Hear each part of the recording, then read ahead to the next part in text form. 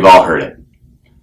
Noisy, nasty tones, and it makes you wonder why. And the other people hearing it, well, they wonder if you know what you're doing. And it's frustrating to no end. But in 3 easy eliminating steps, you can find the problem and find a fix to that problem. The easiest one of all is to turn your amp on.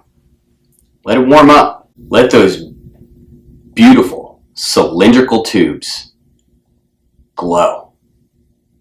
Let them glow, baby. Let them get nice and toasty. Now remember, plug your guitar directly into the amp first. That's the first step. And then, after you let those tubes warm up and get nice and toasty, strike that A chord of freedom and see if you have that beautiful, sweet tone. Now, if you have nasty tone coming from your amp, chances are one of those tubes possibly gone microphonic. You can check that by taking the eraser of a pencil and lightly brushing it around one of the tubes. And if you hear it make noise with that friction, then you know one of your tubes is microphonic and it's time to replace them.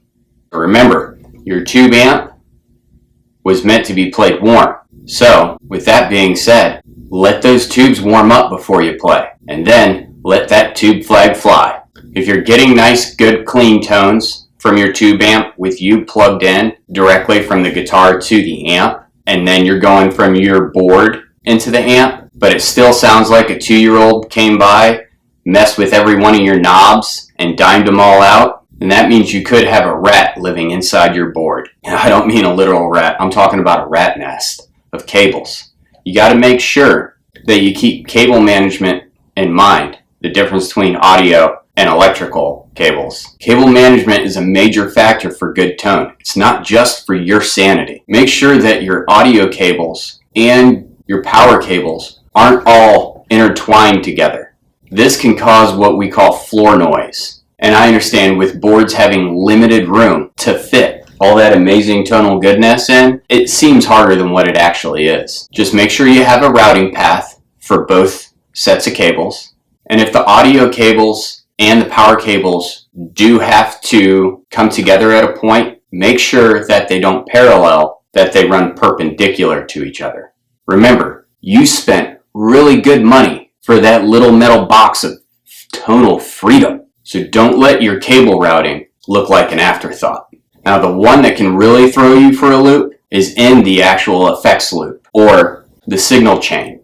So the third way to find where that unwelcome noise is emitting from, go ahead, hook everything up just as you normally would. And if that nasty, oversized, zit-covered bully comes out of your amp, your problem's in your signal chain. Make sure that you put your families of pedals together appropriately inside your signal chain. What I mean about that, all your modulation, your boosting, and your gain pedals will go towards the front of your signal chain, while modulation and timing go to the back end of the signal chain. And buffers, well, buffers go where you want them and need them. But typically they'll go between your boosting effects, so your overdrives, distortions, stuff like that, and the beginning of your time effects, time-based effects. If you're running the effects loop with your all time-based effects, it's the same methodology. However, if you notice that you have a very noisy effects loop, as I've seen happen before, you can also place a volume pedal at the beginning of your signal chain for that effects loop. And then you can dial back the noise with that volume pedal or bring it up. Another way to do it if you have a noisy effects loop is plug everything to the front of the amp and it works just fine. Thanks for hanging around, and I'll catch you